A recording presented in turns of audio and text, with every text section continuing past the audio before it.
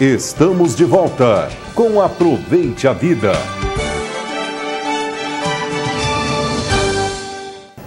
Olá, estamos de volta então no último bloco do programa Aproveite a Vida e vamos falar um pouquinho mais da primeira fase do estresse. Como vocês estão vendo aí na tela, então o indivíduo, diante de um ou mais estímulos que a gente tinha falado, assalto, sequestro, paixão, né, o nosso corpo entra na fase de alarme, onde o organismo, olha que interessante, entra em estado de alerta para se proteger, porque ele acha que aquilo é um perigo.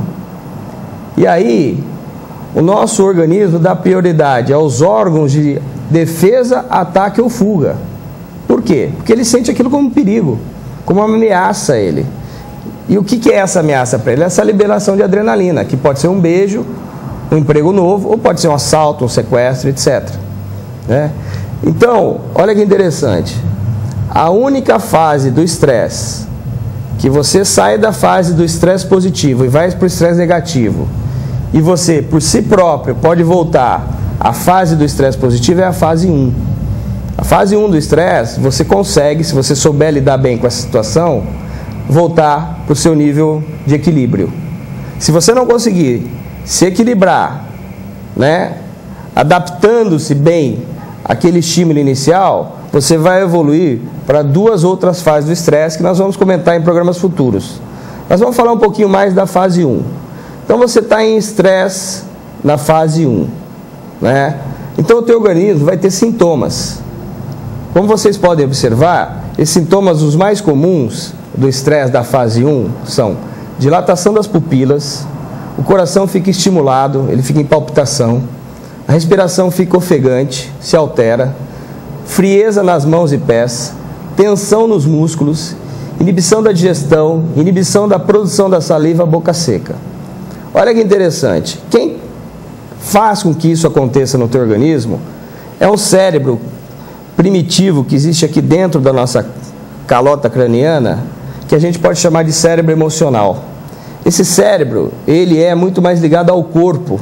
Por quê? Ele é o cérebro da vida, que mantém vida. Ele é o cérebro da sobrevivência. Ou seja, tudo que esse cérebro sente como ameaça à nossa integridade, à nossa sobrevivência, nos deixa em estado de alerta. Libera adrenalina, depois eu vou comentar sobre outra substância química liberada, que é o cortisol, que é muito pior que a adrenalina, né? Mas isso acontece para nos manter vivos. Eu costumo dizer, né, como exemplo, que se você encontrar um cachorro andando na rua, as reações corporais que vão acontecer com o cachorro são as mesmas que o teu corpo vai ter. Exemplo, ele vai parar, você provavelmente vai parar de medo ou de atenção.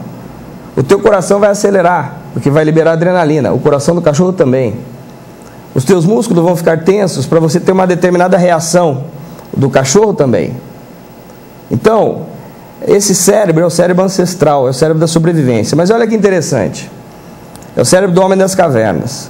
Mas quantos estresses o homem das cavernas tinha naquela época onde ele vivia? Vamos tentar imaginar? Naquela época, ele tinha o estresse da caça, quando ele ia caçar. Ele tinha o estresse quando ele era caçado por algum animal. Ele tinha o estresse do frio ou do excesso de calor, né? E podia ter o estresse talvez de brigar com alguém da tribo dele ou com a mulher dele e tal, né? Só eram poucos estresses durante o dia. E o nosso homem moderno, ou seja, nós, do século 21, o homem moderno, o homem evoluído, quantos estresses nós temos já durante o dia todo?